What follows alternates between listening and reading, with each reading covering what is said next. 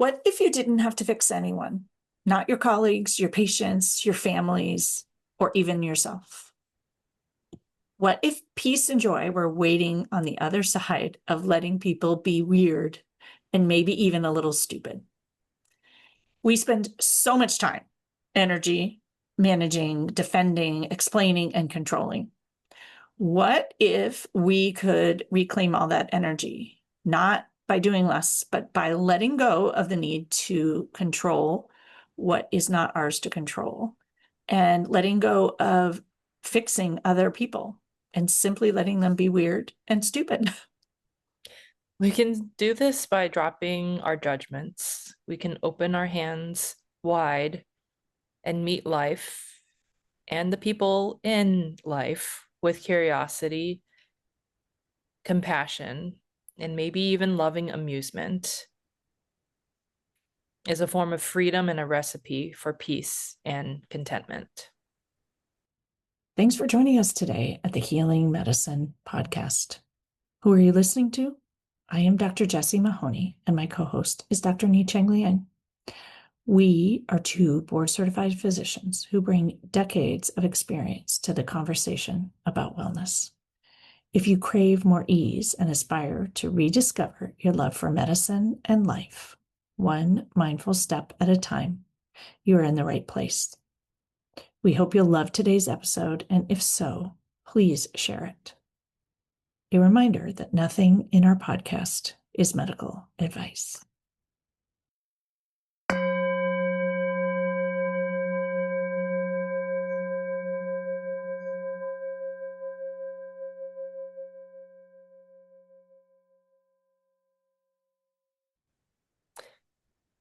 So, this episode is about the art of not fixing people. It's part 2 of our mini series on authenticity and energy.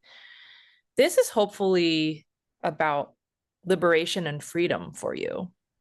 Other people's uniqueness, weirdness, seemingly bad ideas, bad choices, and even their chaos are capital N-O-T, not your problems to solve.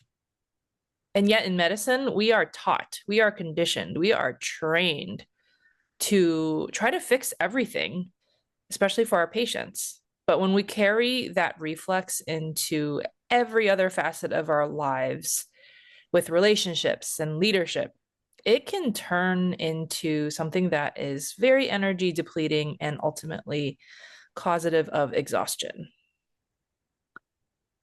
And reflecting that letting people be who they are, weird, wrong, make mistakes, and not having to fix or save them is an act of trust. And as I often mention and remind us, we were trained not to trust that things will work out okay, and instead to intervene and to make sure they'll work out okay, that that's our job. And yet, in fact, it's not our job. And there are many, many people in the world that we cannot save. It might be our job to inform them, but not save them. So can we, and I'm working hard on this and have been, trust that other people will figure it out? Maybe they'll learn from their mistake, but that it's not our role to manage their journey. And recognizing that while it might initially seem like you don't care or apathy, it's not. It's actually respecting that they're on their own life journey and they get to make their own life choices, even if they're wrong or potentially a little bit stupid. And I do want to give credit for the weird and stupid idea that is showing up in this podcast to one of my dear clients who said it with this smirk on her face. And I thought, well, that's how you can sort of approach it, because it feels much more edgy to let them make a mistake or let them fail. And I often talk about, well, it's okay to let your kids fail or screw up when they're young because you're there to support them, but it also feels scary. But if you just say, well, we can just let them be weird and a little bit stupid and then they'll learn, that feels very much lighter. There's a bit of loving amusement in it.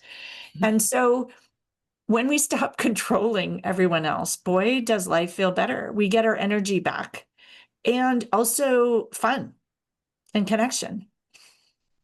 So giving people permission to show up just as they are with their own responses. So our patients and our kids come to mind, especially for those that you disagree with. You would also want this same type of treatment and approach for yourself from others. So this is a radical act of compassion for each other, for yourself. There's a shared respect for each other's autonomy as human beings, just as we are.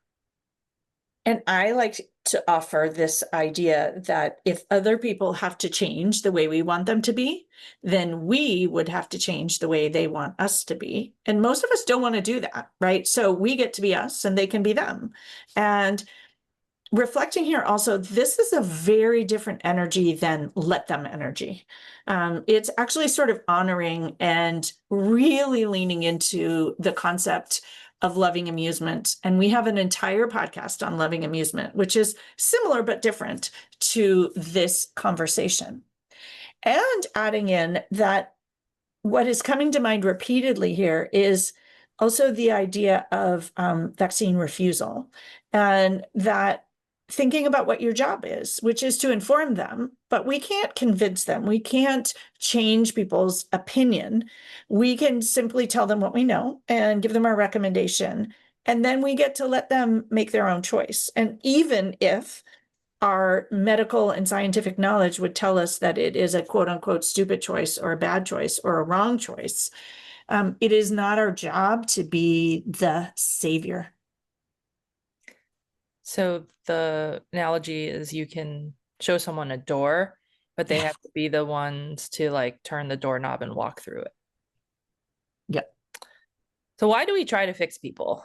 Well, we are trained to do so.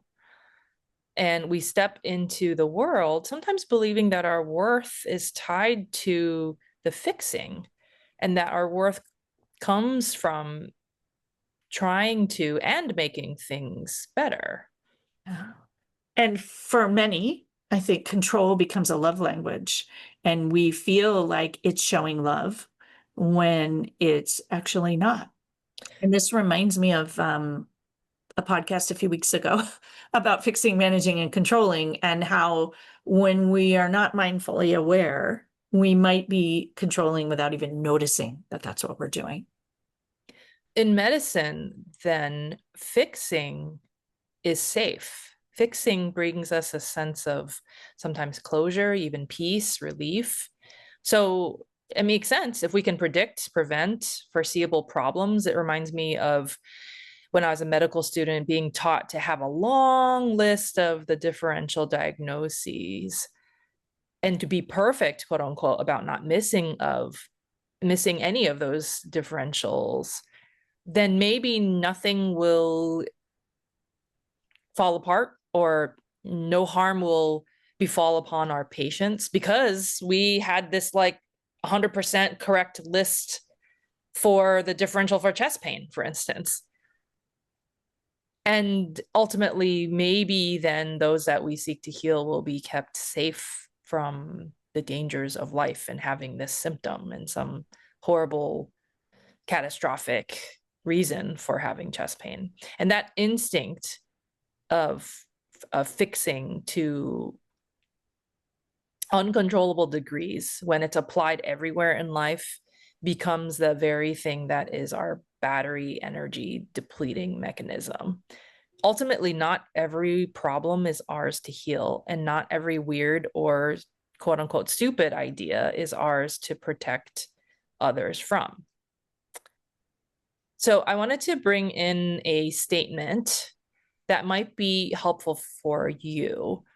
In the Self-Compassion for Healthcare Communities course that's taught by the Center for Mindful Self-Compassion, this is a statement that can be used to help caregivers remember the truth of reality just as it is, especially when you're witnessing some suffering or when you're witnessing something that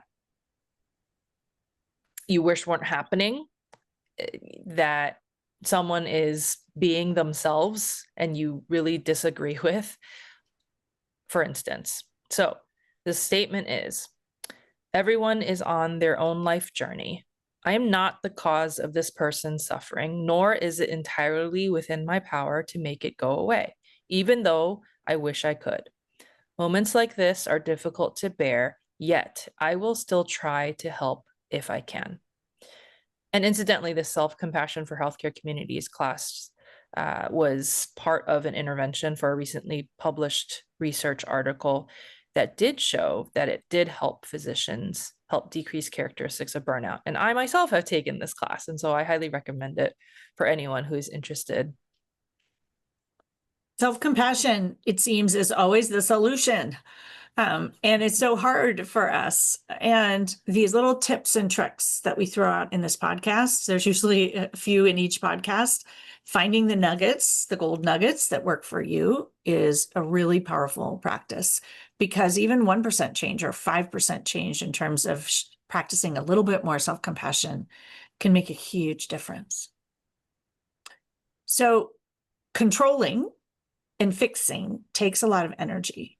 And every time you try to fix or protect, you lose time and energy that could be spent doing something else, like laughing, resting, creating, connecting. And control is exhausting and depleting, in particular because it's rooted in fear. And so fear is the problem. And we have a lot of fear as humans and fear as healthcare workers. And we fear that if we let go, something terrible will happen. And that if we release control, we don't know what will happen, but our brain says it will be terrible. And so when we let go of that control, the hands wide open, what actually happens is space to breathe, space to feel calm, space to have some clarity. I see this very often. And sometimes even space for fun, delight, and play. And it's very hard to experience fun, delight, play, and contentment when you are fixing, controlling, and making decisions from fear. So the practice of letting people be weird and stupid means that you can let people have bad ideas without needing to fix them. You can let people actually misunderstand you without defending yourself. You can let people do their thing and be amused lovingly, be compassionate, and stay grounded. You don't have to agree. You don't have to understand. You don't have to engage. And I love this one. You can smile and think, how interesting, which we have talked about a few times here. How interesting that they think this is a good idea. How interesting that they thought that outfit was cute. Very often, wisdom and the most peaceful and energy conserving action is to be amused with your hands wide open. And I think sometimes we think it's passive and we should speak up, but it's also peace, which so many of us are desperately searching for. Let's talk more about hands wide open. The actual gesture, that's why it's called hands wide open, is you're literally opening up your hands from like a clenched fist position, and your palms are facing upwards towards the sky or the ceiling. And so this gesture brings in a sense of mindfulness and curiosity and also play. And we want to be very clear that letting go of control doesn't mean withdrawing or resignation. It actually means showing up fully, just as you are in this moment, without grasping. So you can bring a mindful curiosity, like the how interesting question mark, or why is it this way, instead of feeling the need to control or to change or to fix. You can also choose to replace judgment with mindfulness, so paying attention on purpose to the present moment without the judgment. And perhaps a chosen intentional response that is healthier could be gentle humor. The other aspect about hands wide open, this gesture of mindfulness and curiosity, is this very committed trust. that things will likely turn out to be okay. And if it doesn't turn out to be okay, then that situation isn't over yet, and that there is an inherent trust that you're going to figure it out, or they're going to figure it out. It strikes me as somewhat antithetical, right? We're talking about not fixing or staying in your own lane. And we think that that energy is really to not do that. But the energy involved is really trusting and believing that in other people and believing that things will work out. And for many of us, that takes a tremendous amount of practice. We thought we would share some practices, and we've actually mentioned pretty much all of these, but calling them out in a little bit more clear way. The loving amusement approach. And I encourage you all to go back and listen to the Loving Amusement podcast for details on how to show up with loving amusement.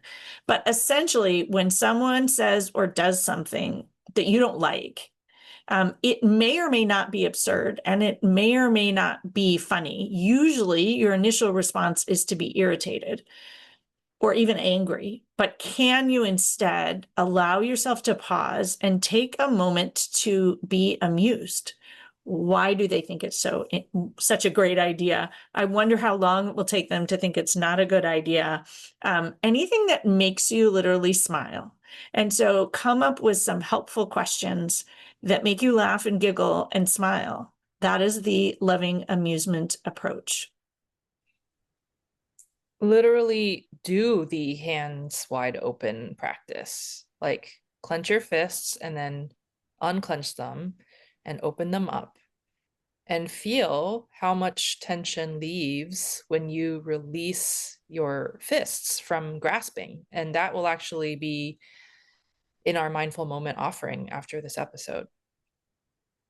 And then also realize that the "not my problem to solve" phrase, and using a pause to help us recognize that mindful pause, asking yourself, is this mine to carry?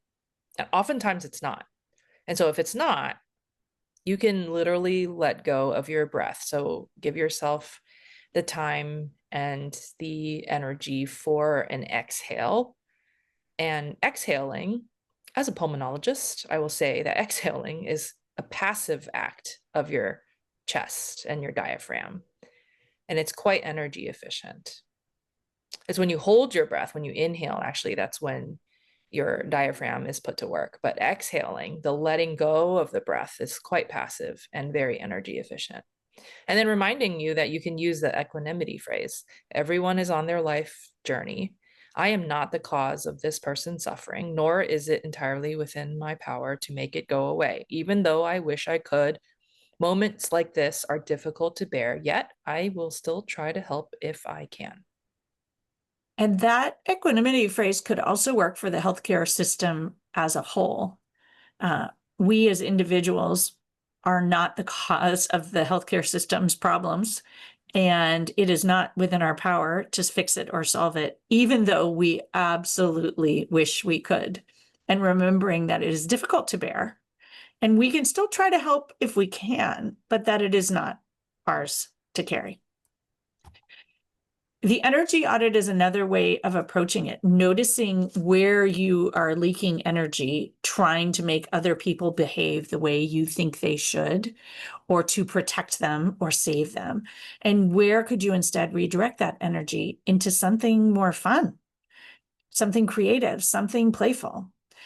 And playful and lightness is energizing. And so when we actually approach some of these challenges, instead of fixing, but with amusement and curiosity, life feels lighter. And this isn't avoiding reality. I think often we say that we're avoiding it or we're just letting things happen. What if it's actually engaging with it mindfully, purposefully, intentionally, joyfully, and humanly?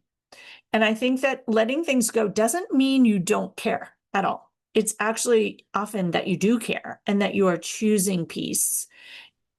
And when we do this, we feel better. And it's very, very often contagious. Other people notice that you feel different and you're lighter and want to know how you got there.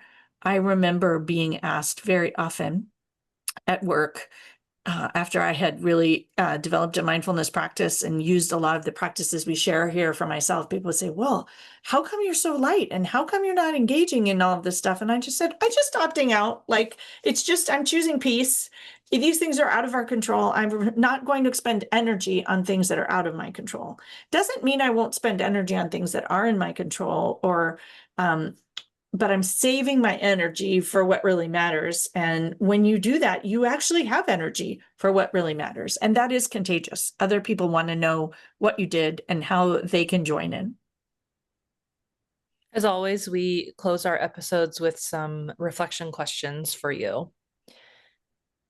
Where am I over functioning in my relationships or at work?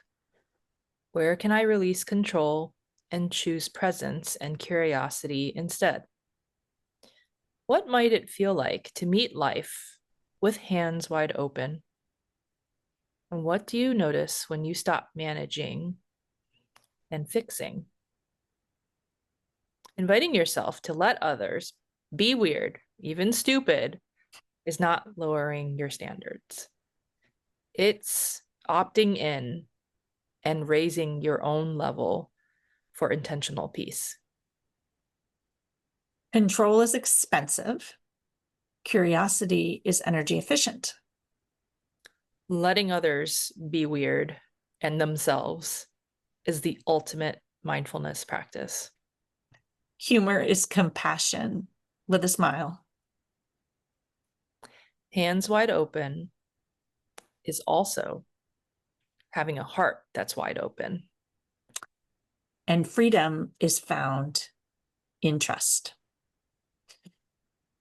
And a reminder that fixing is not loving, and you can enjoy life without controlling it. We can let others be wrong. We can let them be human. And that when we show up with hands wide open, we feel much more grounded and free. So that is the art of not fixing people.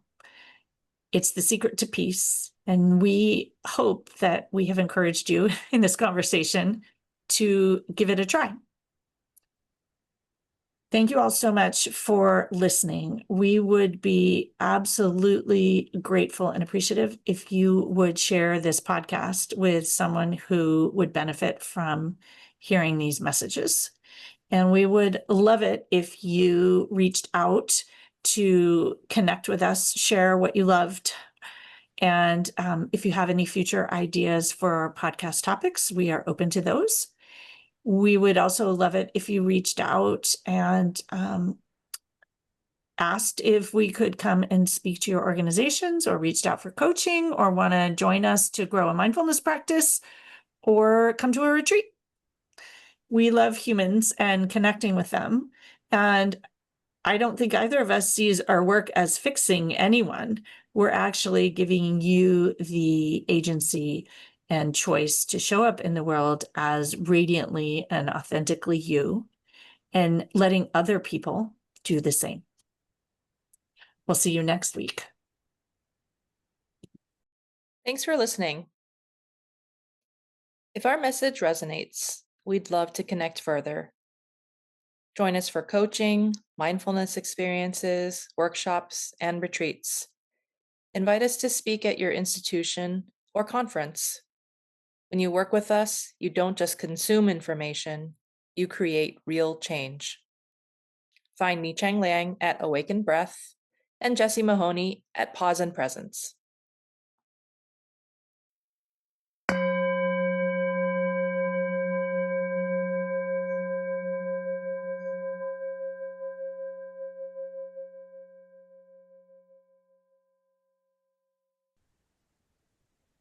Welcome to this mindful moment offering. This is an invitation for you to actually have your eyes open for this practice. Inviting you to bring your fists together in front of you as if you're readying yourself for a fight. Clenching your fists really hard and inviting you to notice the sensations of the tension, the grasping, the energy that's being expended in the action of clenching your fists and even using your eyes and noticing like the changes in your nail color, even your skin color, perhaps, as you're clenching with so much tension and pressure and energy. And now allowing you to open up your fists, allowing your palms to face upwards, fingers extended, as if you're holding an imaginary tray. Your palms are wide open now. Noticing the lack of tension, the lack of clenching, the normalization of the skin color because blood flow is restored and once again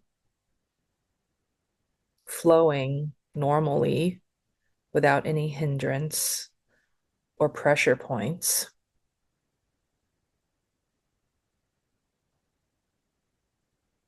And grounding into the felt sensation of what it feels like to have your palms wide open. Looking at your palms wide open. Hands open, ready to receive, ready to observe, ready to get curious, not grasping, letting go.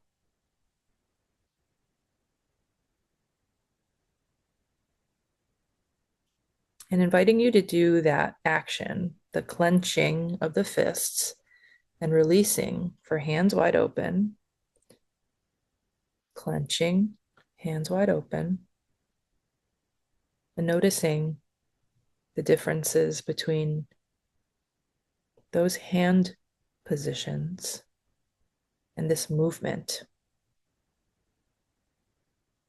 And can this intentional hands wide open visual reminder help you let people be who they are, let things be just as they are in this moment, because this moment is here already.